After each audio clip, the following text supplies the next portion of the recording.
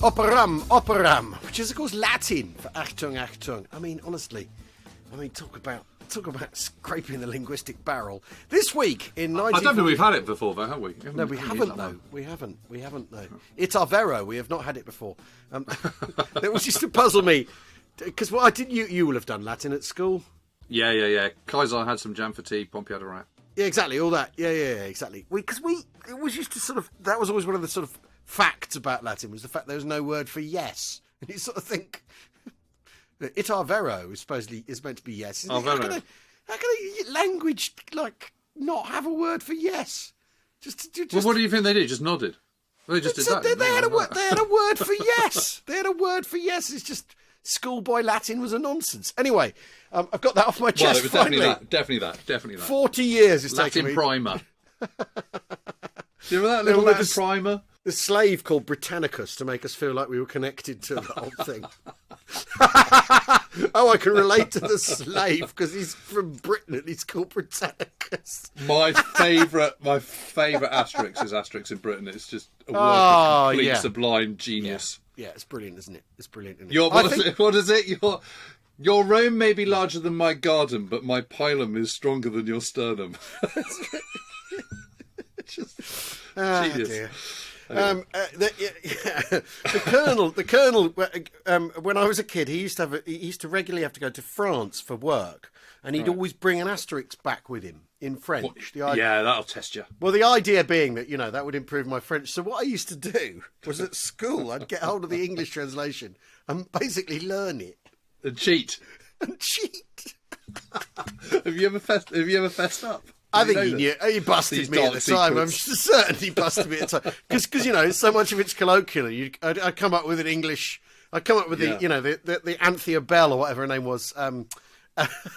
Translation. Anyway, this week in 1945, Adolf Hitler ordered a scorched earth policy across Western Germany to slow down advancing Allied forces. This became known as the Nero Decree, after the man who infamously let Rome burn in 64 AD with Hitler in his bunker.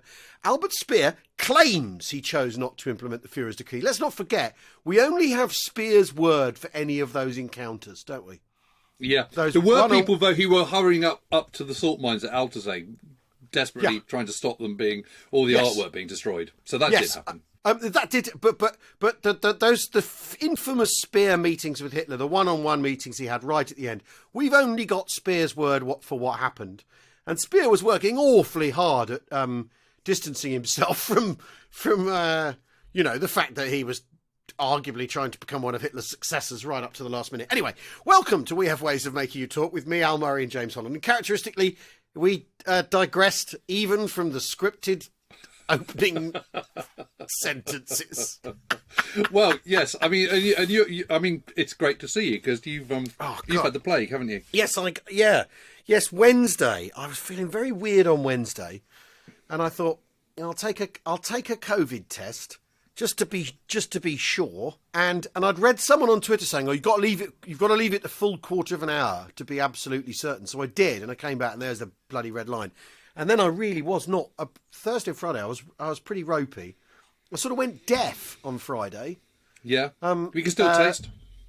No, that's interesting. My sense of taste has not been affected, but I've had everything. I've had it. It's done everything. It's sweats and yeah. Because when I spoke to you on Saturday, I think you were sweaty. Really sweating badly. And I couldn't concentrate and all that sort of stuff. Although I did. That has recovered, so I've done my reading. Yeah, well done. So you back on the road this week? Is that the plan? Yeah, we start again. We should be back on the road. Where are we this week? We're in Nottingham. Nottingham. No, Nottingham was last week. Which was one that we had to move. We're in Warwick Arts Centre, which is in Coventry, of course. Yeah. For those who want to be confused, Exeter Great Hall on Saturday, and then we're in Cheltenham on Sunday. Okay, so a nice triangle. Yeah, a nice little triangle, and that's 2 shows in Cheltenham, which will put hair on my chest or remove it all, depending on how fit I am for that. Anyway, we've got some parish notices before Jim and I get stuck into what we want to talk about. In the past week or so, We Have Ways HQ have been fighting off a full-scale mutiny by independent company members over the lack of a curry van at We Have Ways Fest 2022. Now, last year, the curry van was like a sort of heroic last stand where they were almost, it was like Rorke's Drift, the curry van in a way. They were overwhelmed by the numbers, but still held them off heroically, and delivered curries to the curry hungry. Some members have been metaphorically clambering over the wire and around the production compound, such as the angst at the lack of samosas and paneer tikka masala. But today, we can announce that late-night negotiations in smoke-filled rooms have resulted in a breakthrough. Curry will be returning to We Have Waze Fest 2022, which is yes, but it's not just curry either. I mean, there's a broader range this year. So from an eating point of view, we've got pie and mash as well. Yeah. Oven baked pizza. Bread oven. Stone baked pizza. That's what we call it. Stone baked pizza. Stone baked pizza. Fish and chips. Yeah. Coffee shops, all the rest of it. And then on the interesting development on the bar front, so not only have we got interesting ales, we've also got a wine bar this time that is also going to be selling Calvados. Oh dear. Well, I think I know what's going to happen to me. And also the programme is nearly, we nearly put the finishing touches to the programme, although it's subject to change. I think it's a fantastic and varied programme, and we've got some interesting tangents too, I think, to add to what we're trying to do. Put those out like breadcrumbs when we know what they are. We absolutely will. Because you sort of putting a thing like this together, it sort of gains a critical mass, doesn't it, Jim? Yeah, it does. I think it's shaping up really, really nicely, and in all its component parts. So we've got 3 venues this time for talks and discussions. Yeah. But also what we're doing in the arena, I think, is sounding really, really good. And if I just give a little hint, which is kind of all arms operations. Yeah. Not a battle, but seeing them moving, moving into position and then moving forward. Yeah. I think it'll be amazing to see a kind of troop of Shermans with infantry, with artillery, with reconnaissance vehicles, all together as they would have been in Normandy 1944. I think that's going to be pretty exciting. That's what we're aiming at, isn't it? That's what we're trying to achieve. That's what we're trying to do. Yeah. Also, today we are launching Kit Off 22. For those of you who don't know, this is a modelling competition. We did one in the height of the pandemic with people sending in their models, which was great fun.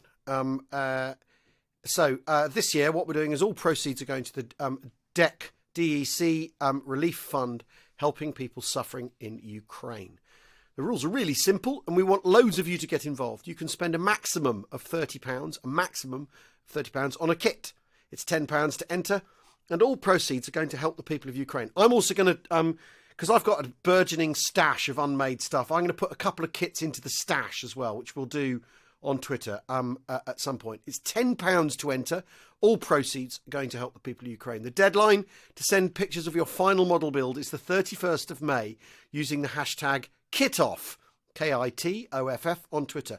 Entries will be judged by Jim and I, but more importantly by Simon from Red 5 Models, who is the podcast's official modelling expert and a tremendous fellow to boot. More information can be found on our Twitter account this week at We Have Waze Pod. And we've got some really exciting prizes planned, so please do get involved. There's going to be a few air fees being pulled by tractors, isn't there? If you can get the 2 kits for under £30, yeah, absolutely. You're only allowed to spend 30 quid, because otherwise we'll have this appalling sort of accelerationist thing with people spending a fortune. It's all for people in Ukraine who evidently need our help at the moment. Now, we've a message from Canada. We received this extraordinary message from a listener in Alberta, Canada. She calls herself Country Dreamer on Twitter, and here's what she said about an event called If Day. Now, I'd not heard of this. Hi, James and Al. I enjoy listening to your podcast. Back in 1942, on February the 19th, there was a mock Nazi invasion in Winnipeg, Manitoba, Canada. It was quite realistic and was done to sell bonds. The prairies in Canada were homesteaded by large numbers of Germans, mostly Mennonite and Hutterite. Unfortunately, this event did not help with the prejudice towards anyone of German ancestry. I can imagine not. Bloody hell. My grandmother is from the Manitoba German community. While she does not remember If Day, as she was too young, she does remember anti-German sentiment. They were no longer able to speak the language. Some chose to change their names to be English-sounding. Their phone lines were tapped. Gosh, the phone lines were tapped because the Nazis were trying to infiltrate Canada's Mennonite communities. Unfortunately, a few families did return to Germany to support the Reich, from what I've read on the subject. However, There was a lot of hatred towards anyone from the German communities, some even ending up in labour camps. Most of the Canadian Germans wanted to live peaceably and had been living in Canada for decades at this point with no ties to Nazism. I was thinking it would make an interesting topic for you. This If Day is controversial in Canadian history. I don't know if there was everything like that in the UK, though they did, I think, do it in some towns in the US. I think it's relevant to our present times with anti-Russian sentiment, and this would make an interesting discussion. I should point out that in 1942, they did put warnings out in the newspapers ahead of time. However, in the poor surrounding communities, the people spoke little English and were very poor. Seeing a plane with a swastika flying around and Nazi officers marching through gave them quite a fright. It's amazing none of the actors got shot.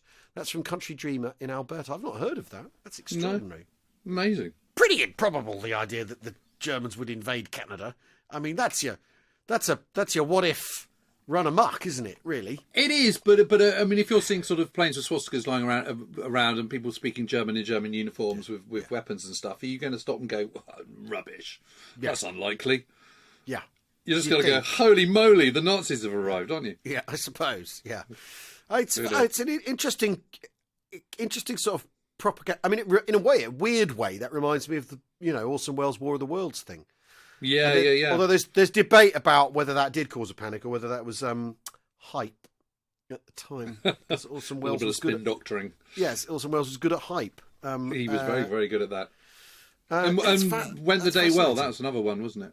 So well, that's a movie. But that's a movie. That's a movie, but even so, it's Thor a Heard principle, isn't it? Thor Heard with a Bren gun. That's what that is. Yeah, it's fantastic. Yeah. Now, and they discovered they were German, didn't they? Because of the lines through the Seven. That's right. Which I've always done, but I'm not German. Yeah. I've just Well, always there done you it. go, see, Jim. Well, you'd be thrown in jail as a fifth columnist now. What are you doing? What are you doing in here, Holland? Oh, I put a cross on one of my S's, old chap. Yes, and an umlaut over the O. No idea you with a Hun. But we thought we'd talk about logistics today, didn't we? I mean, I'm sorry. I've been in full digression mode today. Maybe it's because I'm out of my sick bed. Life is good. No, well, I'm just so happy to see you in good form. I mean, it's great. Back to your normal old self. Yeah. Well, I thought logistics would be interesting to talk about because obviously a couple of weeks ago we talked about the encirclement of Kyiv, and then last week we talked about the getting across capture the of parts of Ukraine and the Dnieper battles and all the rest of it. And I was thinking, one of the interesting features about what is going on at the moment is, of course, there's logistical failures by the Russians. And actually, logistics is that, it's that point, isn't it, that when we're assessing other nations' militaries or other organisations' militaries, we tend to talk in terms of tanks and jets and numbers of and SAMs and nuclear warheads and troops on the ground and all the rest of it. But what we don't do is actually analyse whether they've got the capacity to use those and how and what their logistic base is. And I think... But we're not the first people have done that, after all, because... Because the thing you directed me to read last week was this extraordinary book about Barbarossa. Yes. Operation Barbarossa and Germany's defeat in the East. By David Stark. I'm obsessed with this guy. I'm absolutely obsessed with him. Also, I've been in email contact with him and he's really nice. Really? Yeah, he's really nice. Well, he's a really good bloke. We've got to get him on at some point. It's fascinating. Isn't because it? We'll talk about what we think in a minute, but he lays out his stall. He basically says no one's really had a proper sniff around the planning for Barbarossa, or its execution. First of all, the planning, and then the execution. Yeah, the historiography is meagre, and has also been subject to the sort of buffeting waves of post-war German historiography, post-war Soviet historiography, which sort of moved it in all sorts of directions. And he said, and then, NATO historiography, of course. And he basically kind of says, first of all, he says, we're not going to give you any of the Russian side of this at all. This is a book about the German planning. So whatever the state of the Russians isn't the point. It's what the Germans think the state of the Russians is, which is absolutely fascinating. And I also think what's really interesting as well is we've talked about Adam Tooze's idea that that it's economic pressures that force Germany into making the decisions they make, and he kind of takes that on and goes, well, I don't know about that, and I think that's really, really interesting, because he sort of says, basically, Barbarossa is this incredible piece of doublethink where the Germans think the way to make sure that the British don't have the Soviets on their side to win this war, because they know that their appraisal, the appraisal is basically, if the British can get the Soviets in, the British are waiting to get the Soviets in. They're trying to get the Soviets and the Americans in any way they can. So the way to make sure the Soviets don't come into the war is to knock them out of the war, is to involve them in the war. And you'll knock them over, because that'll be easy, which is so much of how the thinking goes. And that'll be all right. That'll be fine. They're rubbish. Yeah, they're Slavs as well, and they're Untermenschen. They're Slavs, and they're Untermenschen, and their army's crap, and it's been purged, and all this sort of stuff.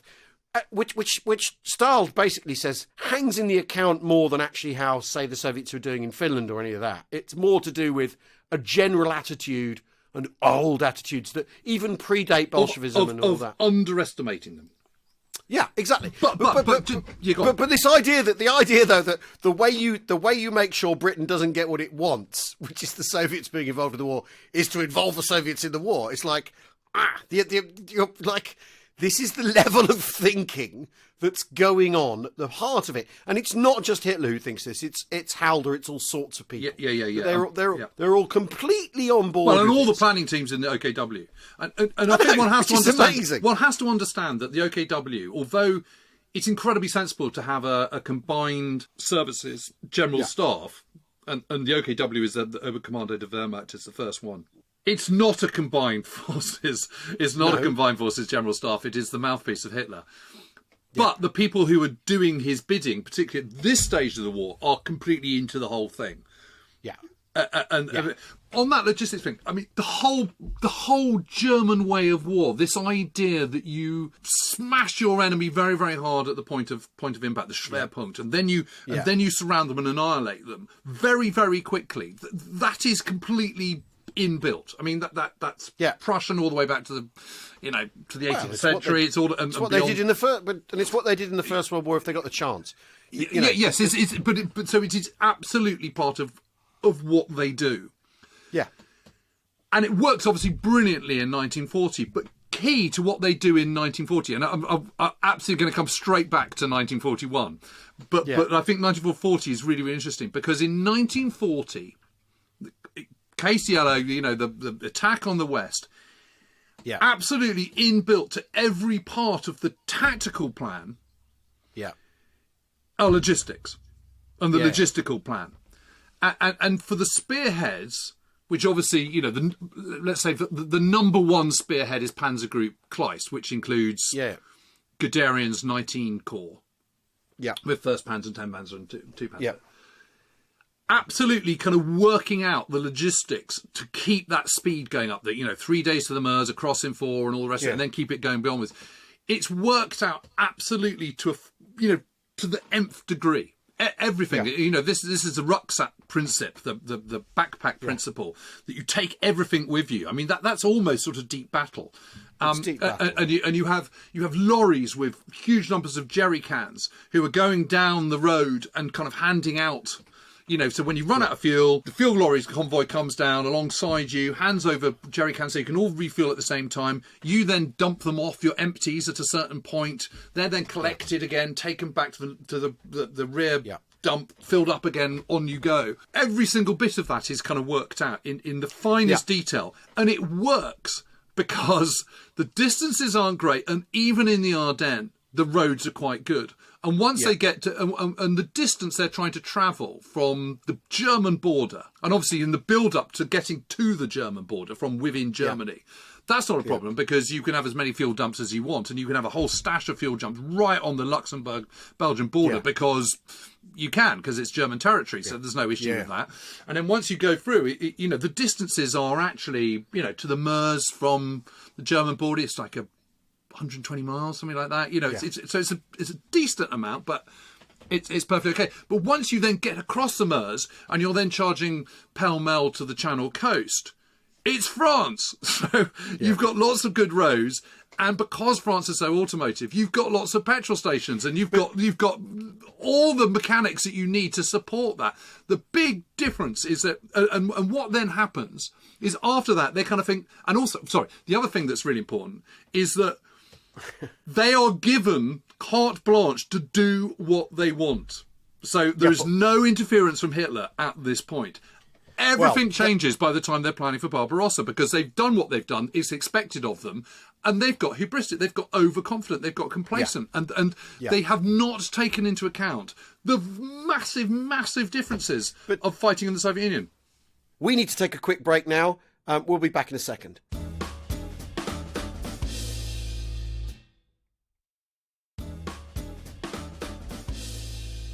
Welcome back to We Have Ways of Making You Talk with me, Al Murray, and James Holland, and we are talking about Operation Barbarossa. Why is it that they take doing this seriously in France? It's because the French in the First World War stopped the Prussian way of war working. They defeated them, essentially. Because if the point is you do it with manoeuvre and encirclements, the French actually had a solution to that. So they're taking the French really, really, really seriously. Yes. By planning it properly, because the First World War, after all, on the Eastern Front, they do these big encirclements, and it's the myth of Tannenberg and all that, which goes into attitudes in the German General Staff, or people who were present. Halder's in on the Eastern Front in 1917 when the Russians collapse. So his experience is of the Russians collapsing, whereas the 1940 plan is because you've got to take France seriously, because actually France effectively defeated the Prussian way of doing things and forced them into a ruinous stalemate that Germany knows it can't afford. Whereas they're thinking the Eastern Front, we'll just do what we did last time, but with on steroids, because we're invincible, because we defeated France, and because we've invented mobile warfare. But you've got people like Guderian saying, well, they're just savages. People, Guderian is supposedly the intellectual of armoured warfare, Guderian, who, that never seems to get lumped into his reputation as the brilliant lance of the German advance in 1940. Well, he's just the same as everyone else when it comes to how he regards the Eastern Front. And what I think is so fascinating in this book is you get this, obviously groupthink is a thing that occupies the way the Germans think an awful lot. Yeah. But they're all full of groupthink, but they're also doing this thing. And I think this is really, really interesting. It's quite clear that quite a lot of them are making sure that they aren't the people who objected to the plan the way that they did in the run-up to the summer of 1940. Because there's a whole lot of people in the German army who the run-up to the summer of 1940... Even von Kleist, who's kind of... Exactly. We're going, well, this is never going to work. We're biting off more than we can chew here. It's absurd. You've overbalanced things with giving it all to the punch through the Meuse and all that in the Ardennes. And so they're all basically arse covering in preparation for the miracle that they think is going to occur on the Eastern Front. It's amazing. That's going on. Listen to this, okay? So this is from an after-action report, a logistical after-action report in Panzer Group Kleist. Between the 10th of May and the capture of Calais, which is on the 26th of June, there was not a single supply crisis that could not be resolved with the resources of Group von Kleist without in any way interfering with command functions. They think they've solved it. And they think they solved it, and now they think they're not going up against a first-class opponent. So they think all we got to do is do the same thing we did last time, even though you look at the scales and there's the Guderian's book about tanks before the war. He estimates there's 10,000 tanks in the Soviet army, and Hitler's supposed to have gone, if I believed the figures in those books, I'd never have gone to war with the Russians in the first place. And you think you've all talked yourselves into how brilliant you are, and you're applying the lessons of France to a completely different... Yes, absolutely. And it cannot be stressed enough that France is a modern society with the most motorised vehicles in Europe of any country. Whereas the Soviet Union is not. and doesn't have that infrastructure. And I mean, we should talk about George Thomas and his financial planning, but it's also worth talking about Adolf von Schell, who is the plenipotentiary general of motor vehicles, and his background is as an infantry officer and as a trainer of men, and he's like 4 times wounded in the First World War. He's much decorated. He even goes over to the United States in the early 1930s and does a stint as an instructor at Fort Benning, and writes a book called Infantry Tactics or something like that. I can't remember what it's called. And suddenly in 1938, he ends up being the man in charge of military vehicles. And what he realises immediately is there's just too many types, because there is no mass production in Germany. And they're still on that kind of lots of sort of cottage industry in the motor industry. So yes, there is BMW and Mercedes and Hort, but there's lots and lots of workshops. There's lots of different people. And by the time he gets, he's got 131 different types of truck in 1939. And he goes, okay, well, what we need to do is, and there's 1,367 different types of trailer. Because basically they're just sort of being made in people's backyards and in village forges and stuff. So it's all completely different. The trailers are not such a big deal, but the trucks is, because, of course, every truck has a different cut of gasket or distributor cap or every bits of it. There's no consistency whatsoever. And so he says, what we really need to do is we really need to cut it down so that we've only got we've got as few different types of trucks as possible, preferably only one type. And by 1939 they've got 23 different types of trucks, which is still, you can argue, at least 20 too many. And it just turns into, and Poland reveals all sorts of problems. And he says, basically, I mean, there's always the thing about, if Poland had gone another couple of weeks, you'd have run out of ammo. If Poland had gone another couple of weeks, they'd run out of vehicles. That's frustrating. So he's desperately trying to kind of work out what to do. And he sets up the Home Motor Vehicle Pool Organisation, which is the Heimat Kraft Fahrpark Organisation.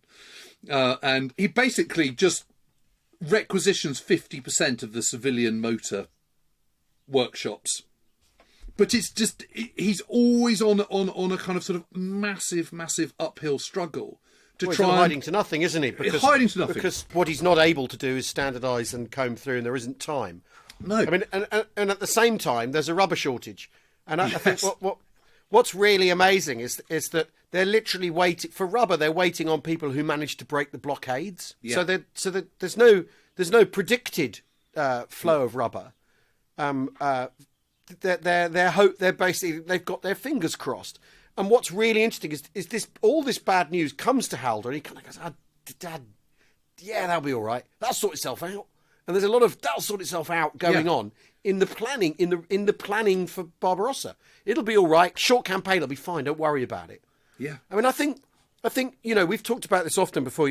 About the oil they're going to get in the Crimea and that'll in the Caucasus rather, and how once they get that oil, everything will be all right. You sort of think, and they're going into Russia for the stuff. That is one of the reasons they're going to Russia, is to get their hands on raw materials and so on. Yeah, but how long would that take to turn around? How long would, I mean, it's a question. It's a question that's highlighted by what's happening right now in Ukraine. How long would it have taken to turn any of the places they'd conquered into somewhere useful and productive for them? Because after all, France's economy goes straight down the plug hole. But by the autumn of 1940, the French economy's basically completely fallen on itself. Doesn't work anymore. And in fact, the point is that the European integrated economy works when it's integrated and when everyone's trading with each other peaceably. And the minute it isn't, it collapses basically. So that the idea that you conquer places to get stuff, which is part of the raison d'etre, can't deliver. But you can, as long as you don't destroy everything as you go. Obviously, and you've got some buy-in from the occupied territories. Well, there you are. I mean, the point about France is really interesting because actually the damage is really, really minimal. I mean, the great cities aren't destroyed, the factories aren't destroyed. Yeah. The problem is, so they've got workforce, they've got infrastructure. There shouldn't be any issue whatsoever. Yeah. The problem is what the Germans don't have is lots of vehicles because they're not very automotive, as we've talked about ad infinitum in the past. Yeah. And because what they do is they just go, right, give us all your cash, give us all your supplies, give us all your coal, give us all your food, give us all your oil reserves, and we're going to half-inch all your vehicles. So all those perfectly intact factories just don't work anymore because they haven't got the stuff to make them work, and they haven't got the workforce to be able to get to work, and they haven't got the coal, and they haven't got the oil. So that doesn't work. But if you go into the Soviet Union and you are generous to those who are conquered, and you immediately get to work building factories and overseeing farms and are generous occupiers, then in Ukraine certainly you wouldn't have had any problem. But of course they don't do that. I mean, just go back to Adolf von Schell and his problems. I mean, at Barbarossa, 88 Infantry Division, 3 different motorised infantry divisions and 1 tank divisions are all entirely 100% equipped with French vehicles. Can you imagine being the quartermaster of that? So even in 1942, even in 1942, someone from Alsace-Lorraine, don't you, to do it? I mean, it's an absolute joke. And then that's in addition to British vehicles and German vehicles. So even by 1942, even by the middle of 1942, by the time Case Blue starts, the Germans have got in their inventory 1,371 different vehicles of varying kinds. And so what von Schall has done is he has added into the whole process a 10% employment weight for spare parts. Yeah. Okay. In an attempt to fix the problem. In a problem. This is at the start. So we're anticipating we're going to need spare parts. So 10% of my capacity of trucks and whatnot and trains and all the rest of it is going to be devoted to spare parts. Oh. But by the middle of 1942... this has risen to 40%. And the problem is that means you need to produce spare parts. But the problem is that by that point you've had such an overwhelming loss of numbers that you're now spending more of your resources making spare parts than you are making new vehicles, which you need. So it's a sort of spiralling kind of web of mayhem. He's constantly battling uphill. He's tried to streamline the German motor industry before the war, from 1938 to 1939 and into 1940. He's desperately trying to kind of streamline the whole thing, and he just can't do it. There is just simply not the state backing for taking over companies and standardising everything. Yeah. So that just makes from a quartermaster's point of view, that just makes and supply point of view, that just makes life very, very difficult. So. Firstly, you haven't got a sort of streamlining off the conveyor belt. Then you've got this problem that you've got too many vehicles, which means you have lots and lots of parts. And the whole problem that you've got lots and lots of vehicles is because you haven't got enough vehicles in the first place of one car. You because of that lack of standardisation, because you haven't got mass production, you're having to make do with lots of different types of vehicles. But because you've got lots of different types of vehicles, then that's completely screwing up your supply chains, because you've got to have 1,000 different types of gasket rather than one. Yeah. And when you've got 3 trucks breaking down, one of them you can sort of you can go, okay, right, we're going to write this one off and we're going to take all the parts and use those parts. You can't do that because they're all different. Yeah. So what happens with poor old Schell is no one listens to him. He does what he possibly can and does it very, all things considered, pretty well.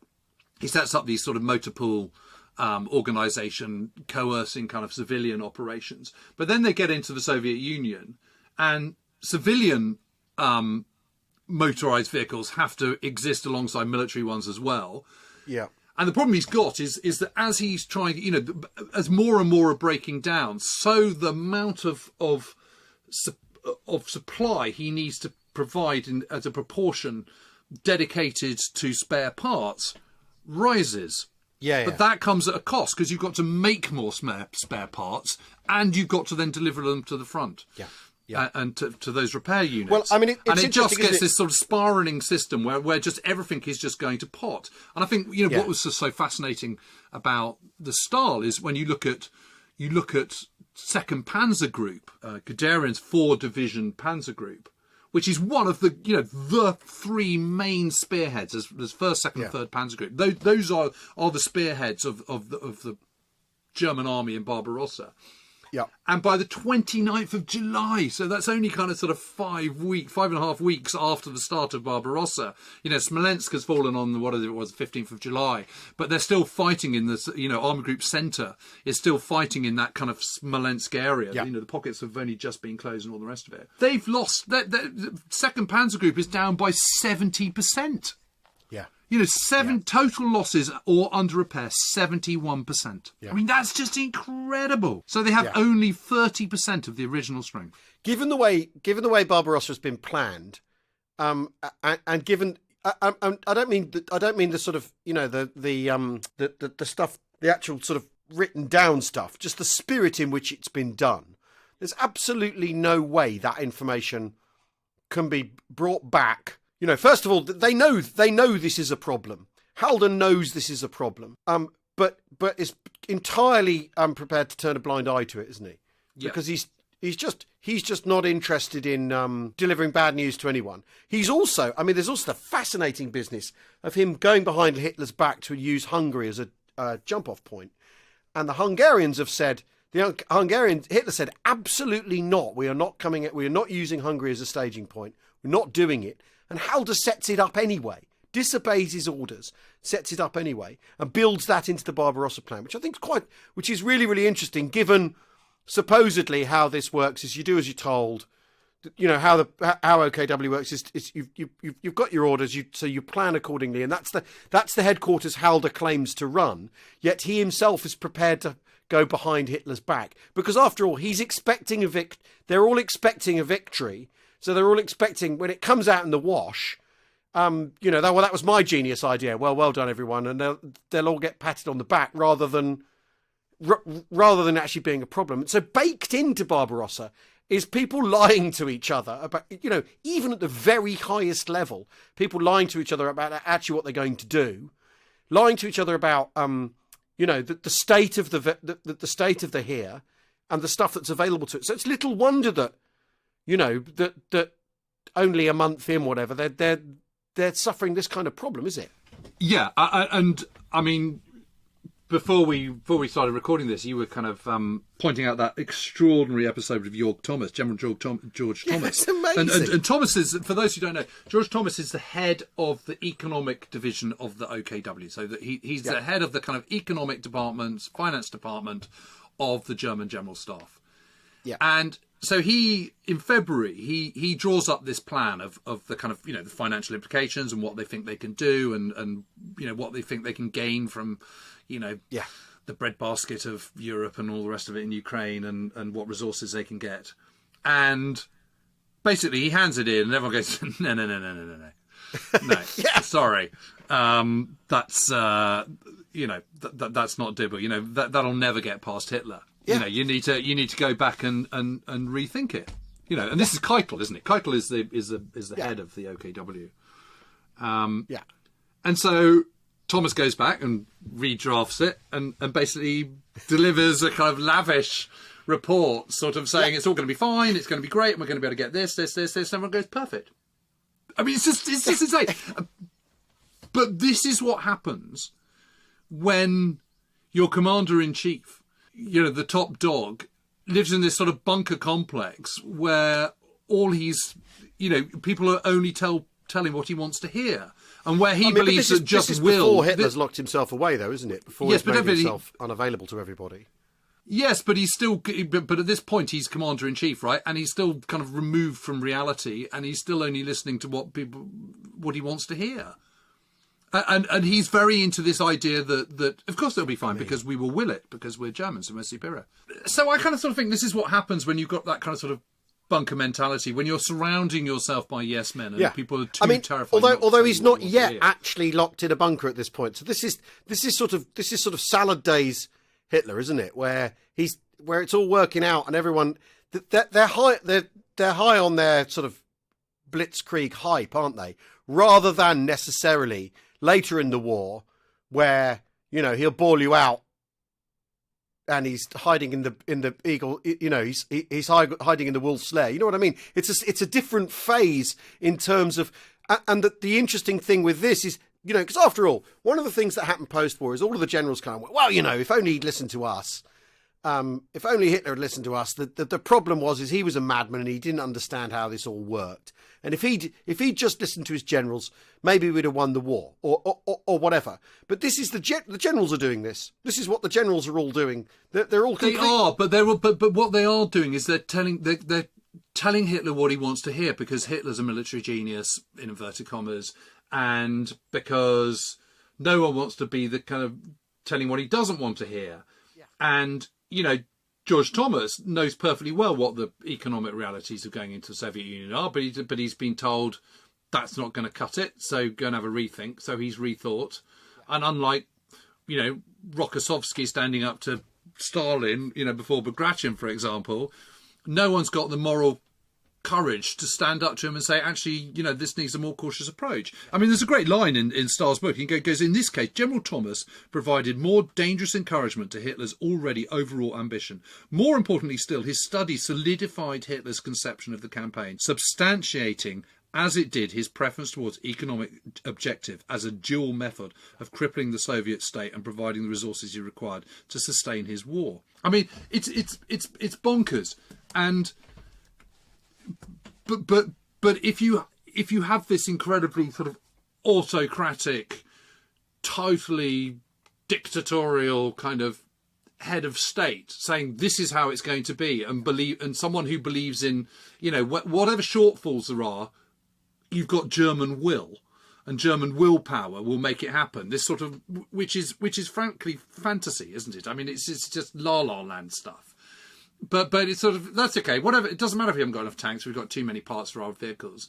And it doesn't matter if the economics don't really work, because we've got will. Yeah. And who cares if there's no rubber? Yeah.